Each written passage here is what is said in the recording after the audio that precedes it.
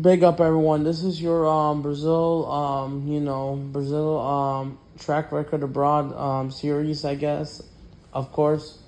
Episode 4 or 5 or whatever. 5, 6, whatever. But I will mention this. Um Hit up the like, subscribe people, and let's get into it. I want to clarify one thing real quick. I want to say I'm sorry and I apologize if I couldn't do it last week. Sorry if I had to skip one week because I was just busy with so much. And it's just like there was some things here and there.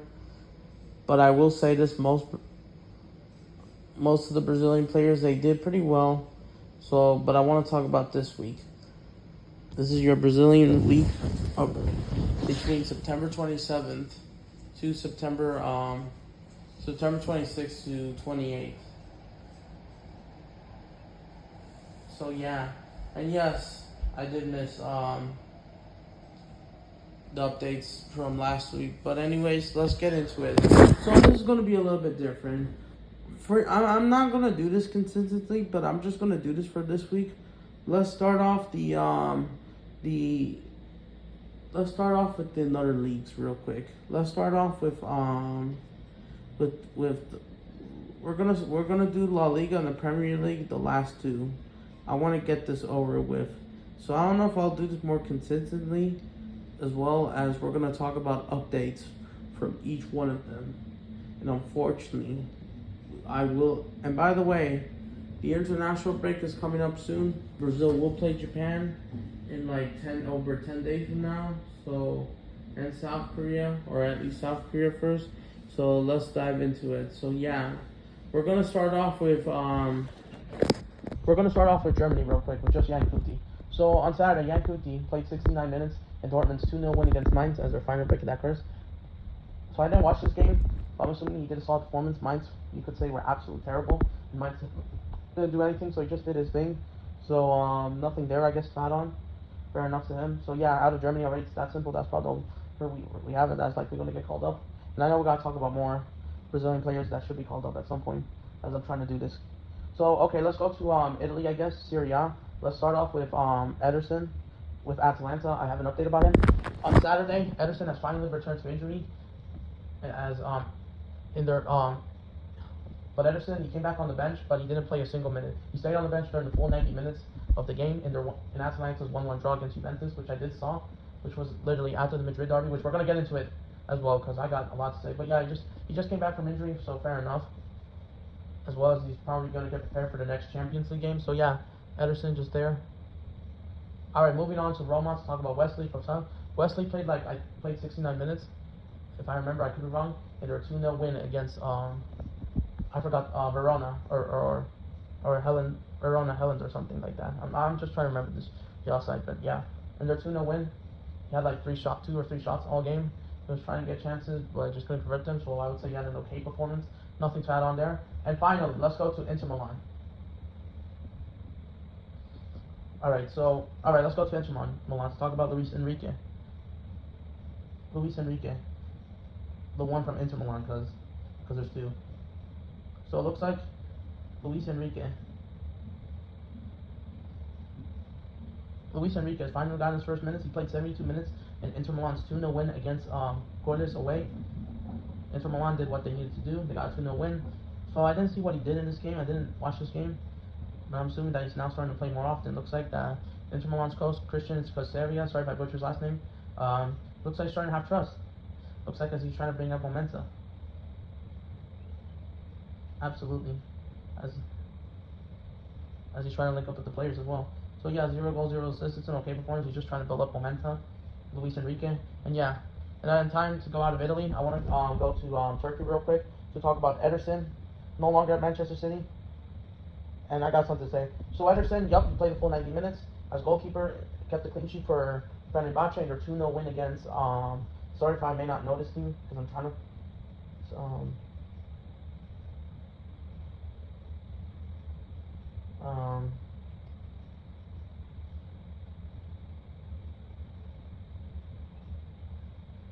Yeah, sorry if I don't know hold on, let me see. But yeah, they got 2-0 win against Enter or whatever that's called. I'm not trying to butcher any names from Turkey. Big up to Turkey, man. Absolute fantastic culture, football. Absolute lot of people. But yeah, he kept a clean sheet. He had 2 saves. He looked pretty good. Trying to build back his confidence. Turkish league isn't as impressive as the Premier League, but still very good. I'm actually proud of him. So yeah, moving on from Ederson, let's fly to Russia to talk about the number one, the another Luis Enrique, former Botafogo, the main guy that took Botafogo to glory, as they suffer now, as Botafogo things are collapsing right now. Meanwhile, Luis Enrique from Botafogo at was no longer Botafogo, played 73 minutes in their 5-2 win for St. Petersburg. He played 73 minutes, 2 shots. He didn't got a goal or assist, but I bet he had an okay game. It looks like, as he's trying to build up momentum. So fair enough. Still, there hasn't been a goal. So yeah, all right. Let's go to France, another blue, white, red nation. Yep, absolutely. The French bread. Yep, all that. Eiffel Tower, which we're gonna get into it. So let's talk about Van der Sar from Monaco. On Saturday, Van der Sar played just 45 minutes for Monaco in their 3-1 defeat against Lorient away. And unfortunately, the problem is he was forced to be subbed out. I didn't watch this game, but Monaco had a red card apparently. They had a red card, and Monaco had a red card, which had to change everything. Karim was sent off, so they probably had to like sub them out by force to go extra defensive. I have no idea. But yeah, he got subbed out. And once he got subbed out, right after that red card, they got that set piece, they scored, Lorient. And once he got subbed out for the second half, they scored 2 more goals and wrapped the game up 3-0. And yes, they got a last-minute penalty, which Ansu Fati converted since he's trying to get his own confidence. They had 3-1 for making it embarrassing, but yeah, they got locked up the entire time. And this was disappointing. I hope it's not really nothing serious. But yeah, that was a stupid red card from Karim. So they're trying to have, I think it was a second yellow. And that's why Anderson had to come off. Not because of the red card, not because he got sent off, which I thought he might have been. That was just a stupid challenge. But yeah, disappointing result, especially Monaco's next game against Man City in the Champions League. So yeah, so moving on to, even though I should be covering Alexandre from Lille, but he didn't play a single minute in their 1-0 loss against Lyon. My bad, guys. I'm just gonna do that later. But yeah, because of that injury he suffered last week, it looks like he's questionable for the Brazilian national camp. I'll have to see what else happens. I'll make a video or stream about it if I can. That should preview as well as the games going into it. As for PSG, let's go to Paris Saint-Germain. So yeah, so to PSG, since we did this last week, I want to mention this. So first of all, congratulations to Ousmane Dembélé on winning the Ballon d'Or, which we already made a reaction to it. Dembélé, absolute true winner. We all know he was carrying PSG this whole time. Phenomenal player, absolutely. But I will mention this. So, okay, last week, which I failed to cover, which I can cover this. So, PSG, the game against Marseille in the French derby or French Classic or League Classic got postponed last Sunday due to a thunderstorm. So they had to do it on the Ballon d'Or ceremony, which PSG players couldn't even skip the game because they want to do it at the same time, which I thought it was a bit stupid because it's happening at the Ballon d'Or ceremony, and both teams didn't have a game this midweek anyway, so they could have played this on Tuesday or Wednesday. But Dembélé, he was injured anyway, so he was going at the Ballon d'Or ceremony to pick it up, and he did. Congrats to him. But the crazy part is, I got some bad news. First of all, for PSG lost 1-0 to Marseille. 1-0, and so unfortunately, all because an own goal from Marquinhos. Yes, you guessed it. There was an own goal.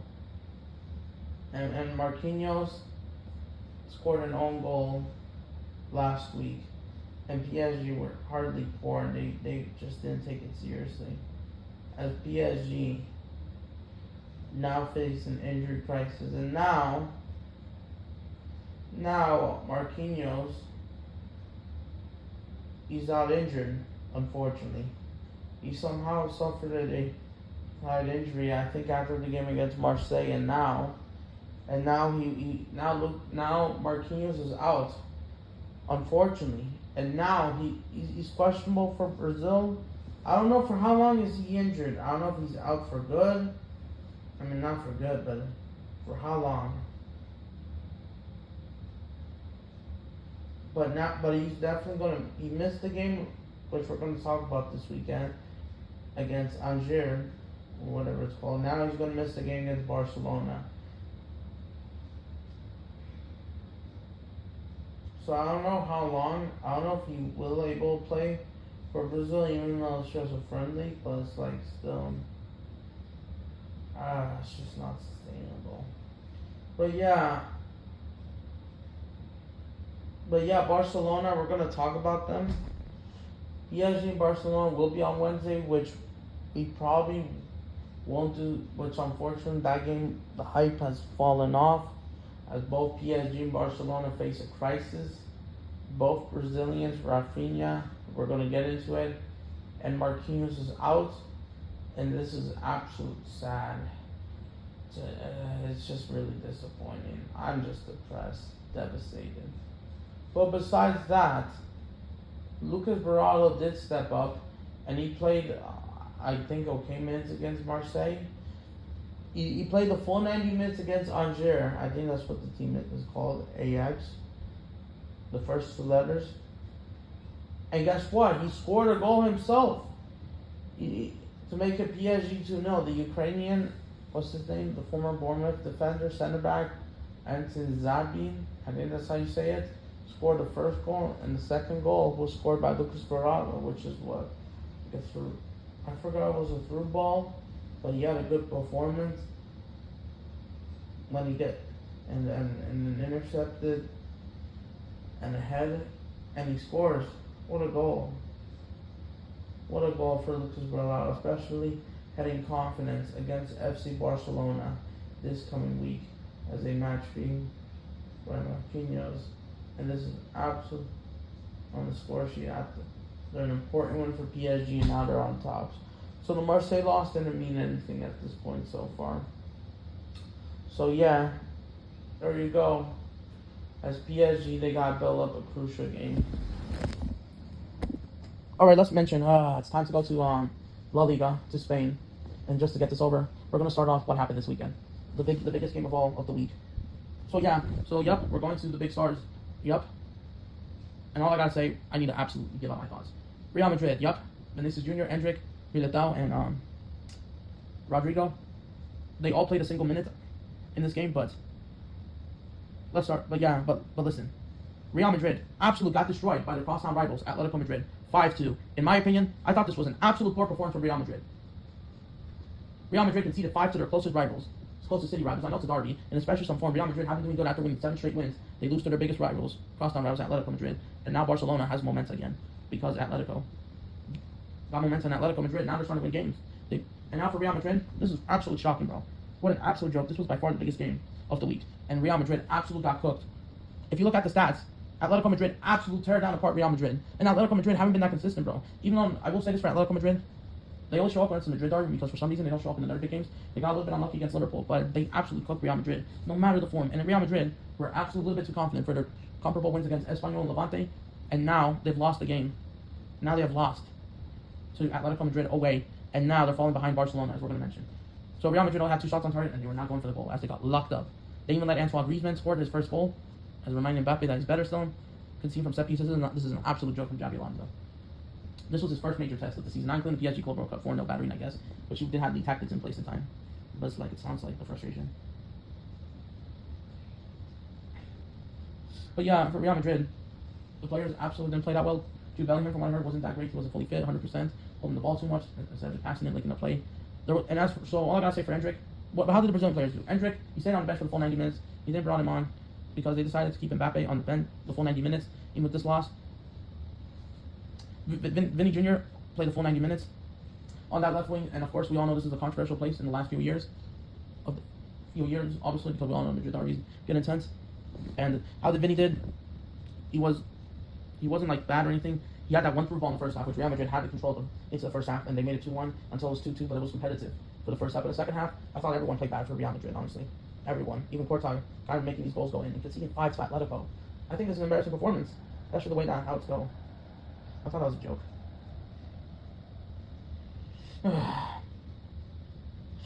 Yeah, I thought this was embarrassing.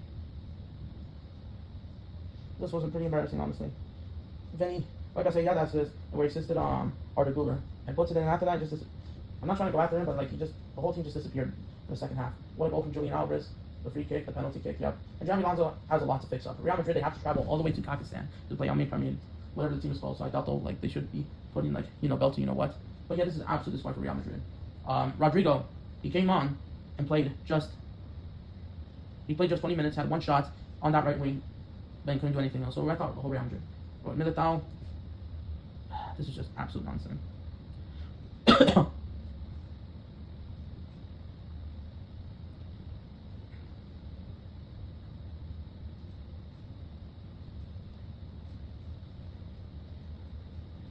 Militao played just 45 minutes. It looks like, but apparently I heard reports that he might be a bit injured. Unfortunately, a bit discomfort. Looks like an injury scared, but it's not like fully confirmed that he's injured. So it looks like they're just going to rest him. It looks like he won't travel to Pakistan. First 5 minutes he went down. Thought he was going, so Javi Alonso took him out at halftime. I don't know if there was a problem. Militao wasn't at fault at any of these goals. The first one, well, no one was man marking. Dean Howson wasn't man marking, honestly, and like the whole back line, and then like yeah. But if he was at best, he'd probably be marking a little bit better. Maybe could prevent possibly one of the goals to go in from the header, especially Shortloff not getting man marked to make it 2-2 before halftime. But this was an absolute poor performance from Real Madrid. Absolutely poor.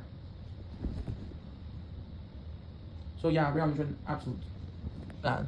Moving on, I want to mention Barcelona right away. Barcelona, unfortunately, the bad news is Rafinha is out due to injury. He's out for the next 3 weeks, which means he won't be called up for Brazil, and it sucks, bros.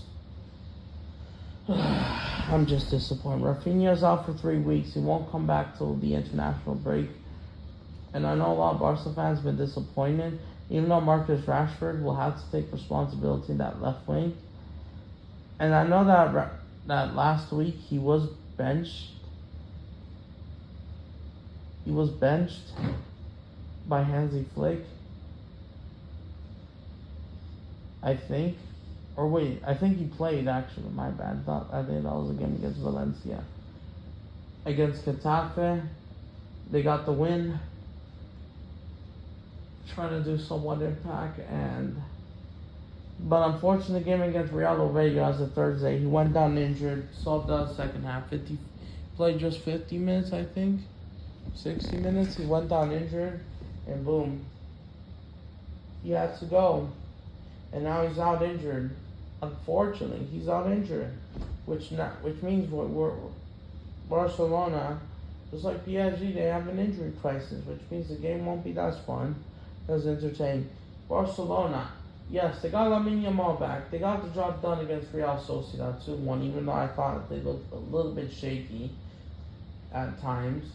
Barcelona needed what they needed to do, but it wasn't sustainable.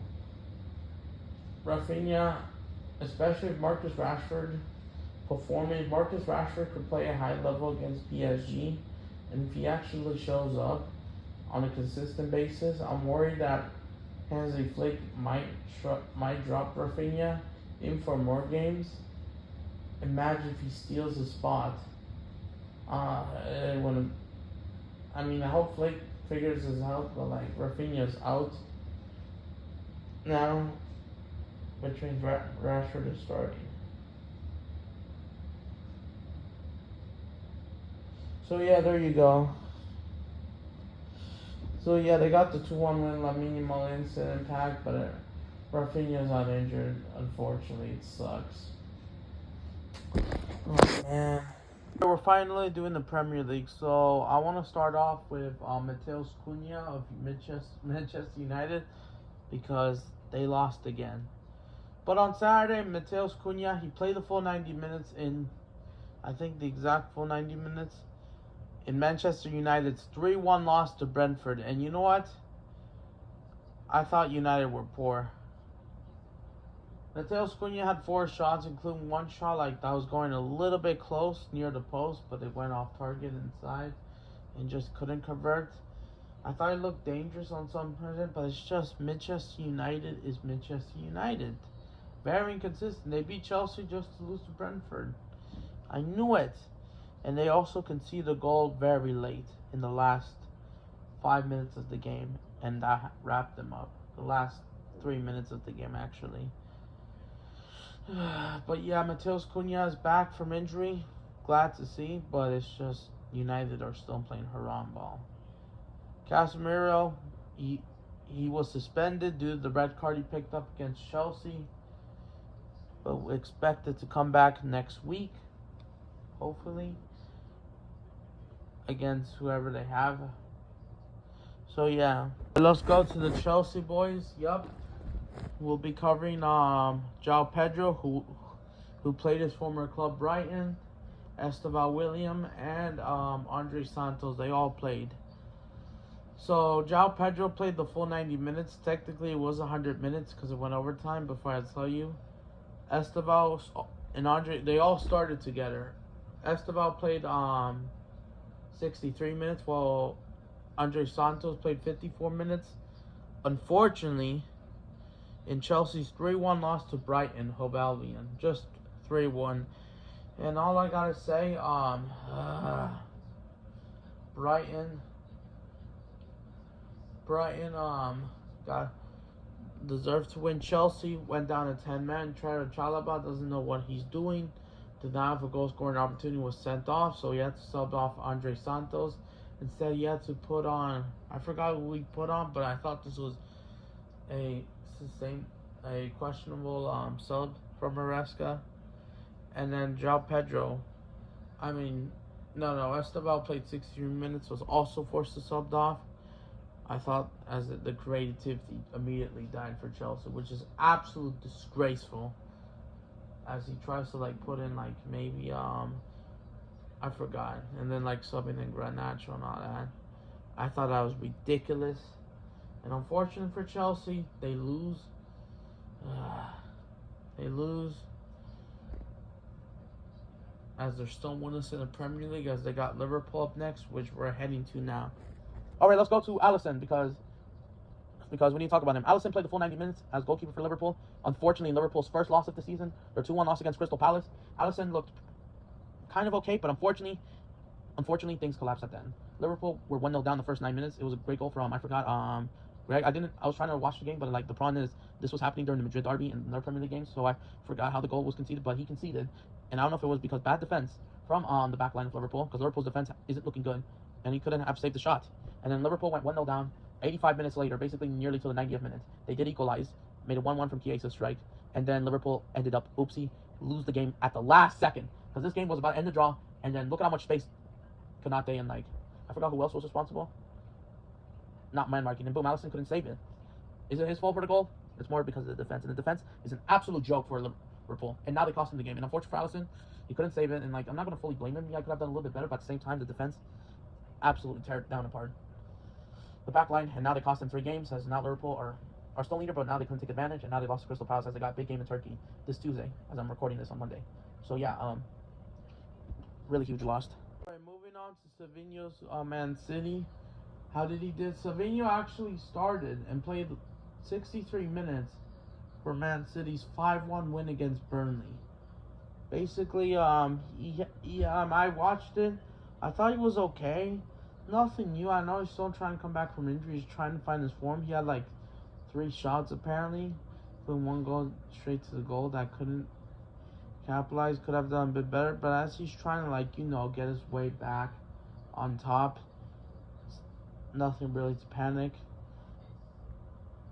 But even though Man City did score 2 more goals once he got subbed down, or I think it was 2-1 at the time they made it, so they scored 3 goals.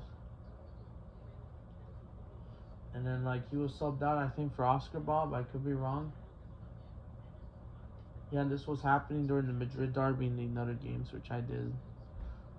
So yeah. So nothing too much from him. So yeah, we're gonna move on. N'Golo Jesus from Nottingham Forest came off the bench at minute 70, I think, or 60, 65. He played just 32 minutes, and plus the added time, I think they added on 6 minutes, been 68. So basically, he had 2 shots, 9 Forest. Unfortunately, lost 1-0 to Sunderland after conceding the 38 minutes, and they did absolutely nothing to get back. opportunities, but they were not just clinical enough. And like, yeah, unfortunately, another L for the Brazil. For Brazil, couldn't after his great impact performance against Real Betis in the Europa League on last Wednesday.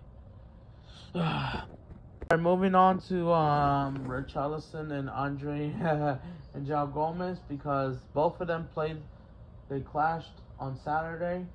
So on Saturday, Richarlison played the full 90 minutes for Tottenham, and João Gomez played 64 minutes, and Andre played the full 90 minutes in Spurs' 1-1 draw of Wolves. So Richarlison, he only got one shot. I thought he looked bad. Honestly, this guy, bro, why can he not be consistent? Like, I'm not trying to go on him because I don't, but it's like, I just don't think he probably should get called up, especially this performance after Burnley. He just disappears. He's just for just one game and like doesn't do nothing else. I'm not trying to go on Richarlison, but it's like, why? And as for João Gomez, he played 63 minutes, like I said. Not a lot. Andre, same thing.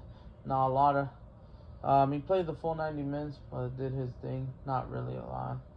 So there you go. All right, so let's talk about the three guys. Let's talk about Gabriel Magalhaes, the three Gabriels. Martinelli, Jesus. All right, so even though Gabriel Jesus still injured, both Gabriel Magalhaes played the full 90 minutes, and Gabriel Martinelli, I think, came on 73rd minute. I could be wrong. I don't think he started. And guess what? Gabriel Magalhaes wins the game for Arsenal. Set piece corner, he gets it right, and they win it. They win it for Arsenal. Important 3 points. First win at Newcastle at St. James's Park in like 3 years. I could be wrong. Oh yeah, the first one since 2023 of May, and their 2-0 win. For the first time, they finally broke it down. As Newcastle struggled, Bruno Guimaraes, I forgot how his performance. He played, I think, and Joelinton as well. I forgot about these 3 guys, but it's like as they're trying to compete, and as well. But good luck to but yeah, Gabriel Magalhaes got it right, and he won it for Arsenal. So congrats to Arsenal, congrats to him. Gabriel Martinelli is trying to do that impact as well. I think he might have gotten this. I could be wrong, but he was good off the bench. But yeah, absolutely. And that wraps it up.